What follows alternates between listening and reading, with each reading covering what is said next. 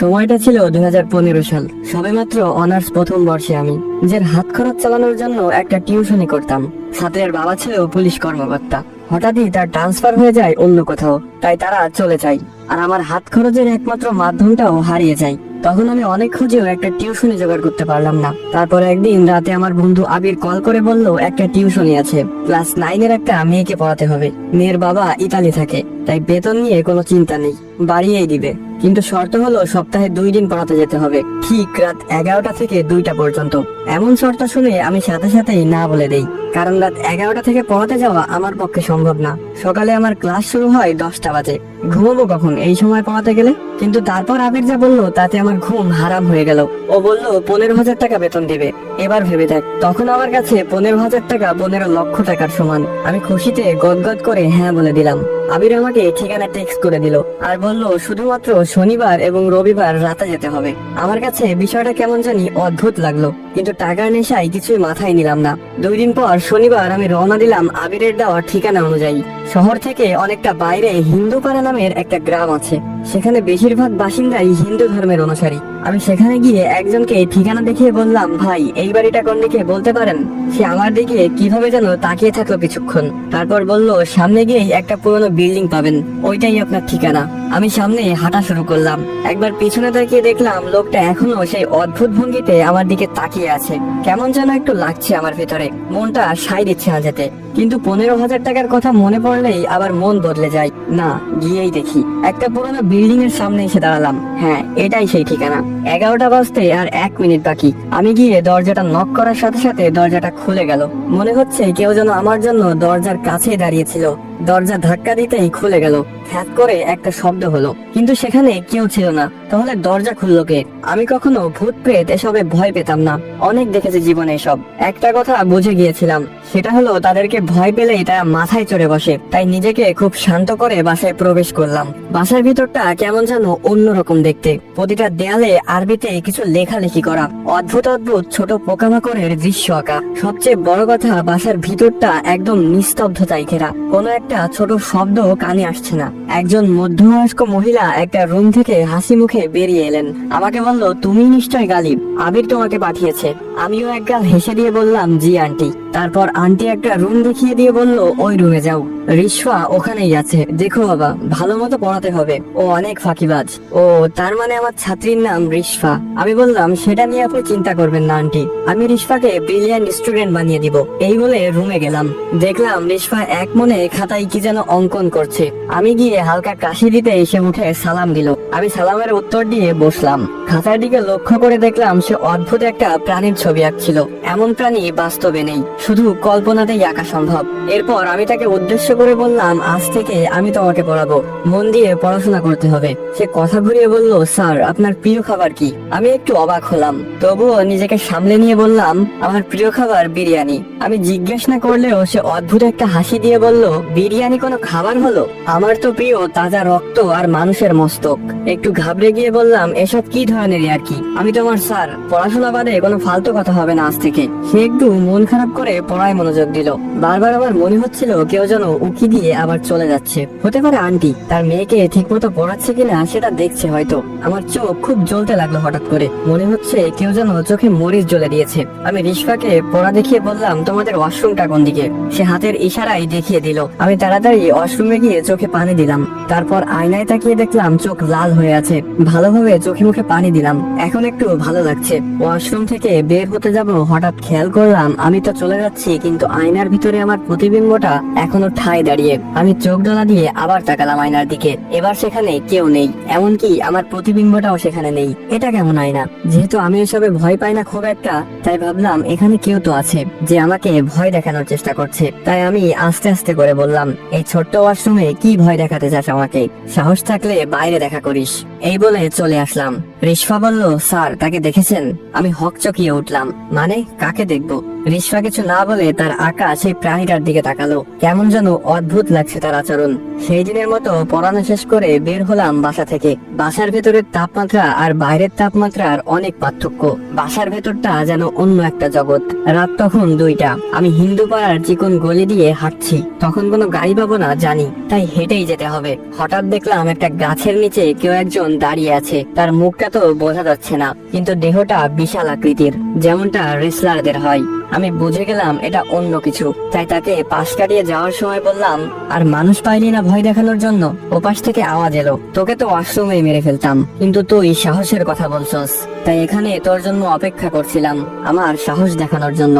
আমি একটু হেসে বললাম, ভুল জায়গায় সাহস দেখাতে গিয়ে বিপদে পড়িস না ভাই, তোর মতো অনেক শয়তানকে সাইজ করেছি, এখন বিরক্ত না করে আমাকে আমার মতো যেতে দে। এবার সে গাছের নিচ থেকে ধীরে ধীরে বেরিয়ে এলো। তার মুখটা আমার কাছে উন্মুক্ত হলো। কোথায় যেন দেখেছি তাকে, হ্যাঁ মনে পড়েছে, রিশফার আঁকা সেই অদ্ভুত প্রাণীটার মতো একদম। তার দেহ মানুষের মতো হলেও চেহারাটা ভয়ঙ্কর পশুর মতো। এবার একটু ঘাবড়ে গেলাম। আমি কিছু বলার আগে সে বলল, দেখ তো আমার মতো কাউকে সাইজ করেছিস কিনা এর আগে। মুখে ভয়ঙ্কর একটা হাসি। আমি বললাম, আমাকে মারতে চাইলে এখনই মেরে ফেল, পরে আর এমন সুযোগ নাও পেতে পারিস। এবার সে একদম আমার সামনে এসে দাঁড়িয়ে জামার ভেতর থেকে তার লোমহর্ষ হাতটা বের করে আমার কাঁধে রাখলো। আমার মনে হলো যেন একটা বড় পাহাড় আমার কাঁধে এসে পড়লো। সে বলল, তোর সাহস দেখে আমি অবাক হয়েছি, তুই প্রথম যাকে আমি ভয় দেখাতে ব্যর্থ, আর এই জন্যই তুই এখনো বেঁচে আছিস। তোকে একটা সুযোগ দিলাম আমি, এরপর থেকে রিশফাকে পড়ন্ত দূরের কথা, এই গ্রামের আশেপাশেও যেন তোকে না দেখি। এখন সোজা চলে যা, পেছনে তাকাবি না। এখান থেকে রিশফাদের বিল্ডিংটা স্পষ্ট দেখা যায়। বিল্ডিং এর দিকে একবার তাকিয়ে দেখলাম রিশফা ছাদে দাঁড়িয়ে আছে এবং এদিকেই তাকিয়ে আছে। চাঁদের আলোয় এত দূর থেকেও রিশফার মুখটা স্পষ্ট দেখা যাচ্ছে। বুঝলাম কিছুতে একটা গড়বড় আছে। আমি আর কথা না বাড়িয়ে সোজা হাঁটা শুরু করলাম।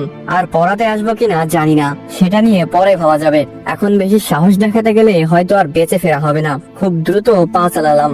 আপাতত এই জায়গাটা ত্যাগ করতে হবে। হঠাৎ পেছন থেকে শীষ বাজানোর শব্দ ভেসে আসলো। আমি পেছনে না তাকিয়ে আরো জোরে হাঁটা দিলাম। শীষ বাজানোর শব্দটা যেন আমার সাথে সাথে আসছে। এই বুঝি আমাকে খপ করে ধরে ফেলবে পেছন থেকে। সহ্য করতে না পেরে দ্রুত পেছনে তাকালাম। আরে ভাই, তুই তো চলে যেতে বললি, তাহলে আবার এইসব করতেছস কেন? দেখলাম একটু দূরে একজন দাঁড়িয়ে আছে আর আমাকে হাতের ইশারায় ডাকছে। কাছে গিয়ে খেয়াল করলাম এটা সেই লোকটা যার কাছে আমি ঠিকানা জিজ্ঞেস করেছিলাম। এখনো সেই অদ্ভুত ভঙ্গিতে আমার দিকে তাকিয়ে আছে। আমি একটু ধমকের স্বরে বললাম, ওই মিয়া, এভাবে আমাকে ভয় দেখানোর মানে কি? আর এভাবে কেন তাকিয়ে আছেন? তখনও খেয়াল করেছিলাম আপনার তাকিয়ে থাকা, সমস্যা কি?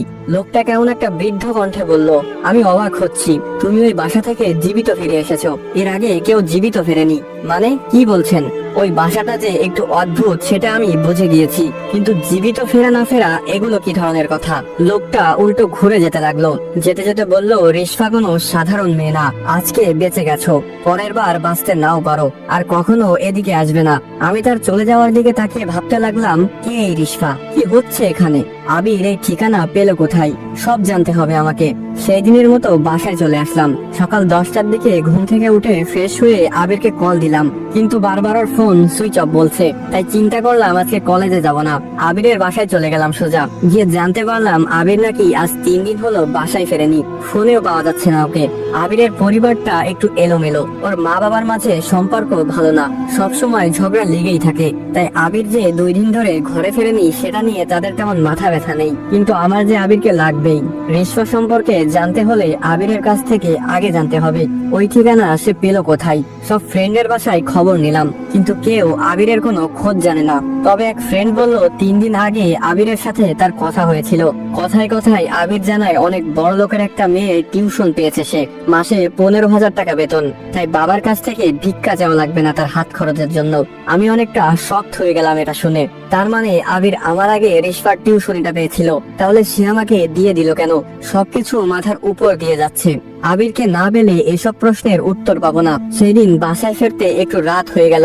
আমাদের বাসায় যেতে হলে একটা বাঁশের ঝাড় পেরিয়ে যেতে হয়। যখনই আমি বাঁশের ঝাড়টা অতিক্রম করছিলাম তখনই পকেটে থাকা ফোনটা বেজে উঠলো। ফোন বের করে দেখলাম আবির কল দিয়েছে। তাড়াতাড়ি করে কলটা রিসিভ করে বললাম, কি রে শালা, কই তুই? আজকে সারাদিন তোরে খুঁজতে খুঁজতে আমার স্যান্ডেলের তলা ক্ষয় করে ফেলেছি। ওপাশ থেকে আবির বলল, পেছনে তাকা একবার। আমি সাথে সাথে পেছনে তাকিয়ে দেখলাম আবির বাঁশঝাড়ের কাছে মূর্তির মতো দাঁড়িয়ে আছে। আমি দৌড়ে গেলাম। আবির হাতের ইশারায় আমাকে ওর সামনে যেতে বাধা দিল।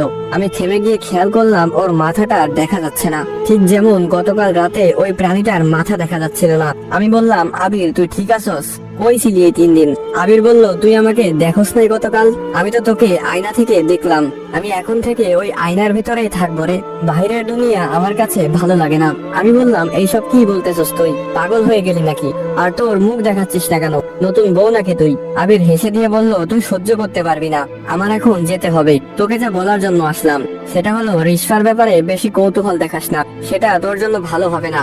এই বলে আবির চলে যাচ্ছে। আমি চেষ্টা করলাম আবিরের পেছনে যাওয়ার, কিন্তু পাটা যেন নড়ছেই না। আবিরকে অনেকবার ডাকলাম, কিন্তু সে শুনলো না। অন্ধকারে মিলিয়ে গেল। এবার আমার পা স্বাভাবিক হলো। আমি তাড়াতাড়ি করে ঘরে চলে আসলাম। ভাবতে লাগলাম, এটা কি সত্যিই আবির ছিল, নাকি আবিরের রূপে অন্য কেউ ছিল? কিছুই মাথায় ঢুকছে না। এভাবে চিন্তায় চিন্তায় কেটে গেল আরো 3 দিন। বুধবার চলে আসলো। আজকে রিশফাকে পড়াতে যাওয়ার ডেট। আমি কি করব সেটাই ভাবছি, যাব নাকি যাব না। আমি মন স্থির করতে পারছি না। অবশেষে ঠিক করলাম, আমি যাব। আজ যা হওয়ার হবে। আমিও দেখে নিব কি হয়। মনে সাহস সঞ্চয় করে চলে গেলাম। তখন রাত 10:55। রিশফাদের বিল্ডিং এর সামনে গিয়ে দাঁড়াতেই বড় একটা ফুলের টব ঠিক আমার সামনে এসে ধপাস করে পড়লো। আমি পিছিয়ে গেলাম একটু। অল্পের জন্য আমার মাথায় পড়েনি। ওপরে তাকিয়ে দেখি রিশফা একটা কালো রাগান্বিত দৃষ্টিতে আমার দিকে তাকিয়ে আছে। তার খোলা চুলগুলো বাতাসে উড়ছে। আসসালামু আলাইকুম গাইস, কেমন আছেন সবাই? আশা করি সকলে খুবই ভালো আছেন। তো এখানে শেষ হয়ে যায় রিশফা গল্প পার্ট 1 এবং পার্ট 2। তো গল্পটি কেমন লাগলো সেটি অবশ্যই কমেন্ট করে জানাবেন, কারণ আপনাদের প্রতিটি লাইক এবং কমেন্ট আমাকে পরবর্তী ভিডিও বানাতে উৎসাহিত করে। তো আবারও ফিরবো এই গল্পের পরবর্তী পর্বগুলো নিয়ে। আরেকটা কথা গাইস, আপনাদের যদি এই ভাইয়ের ভিডিওগুলো ভালো লেগে থাকে আর এই গল্পগুলো ভালো লেগে থাকে, তাহলে অবশ্যই চ্যানেলটি সাবস্ক্রাইব করে দিবেন। আর টিকটক ফেসবুক থেকে দেখে থাকলে অবশ্যই পেজটি ফলো করে দিবেন। আর মন থেকে এই ভাইয়ের ভালোবাসা নেবেন। আর গাইস, এই গল্পের পরবর্তী পর্ব পেতে হলে অবশ্যই কিন্তু বেশি বেশি করে কমেন্ট করতে হবে। তো দেখা হচ্ছে এই গল্পের পরবর্তী পর্বে। তো আজকের মতো এ পর্যন্তই। ভালো থাকবেন, সুস্থ থাকবেন। আল্লাহ হাফিজ গাইস।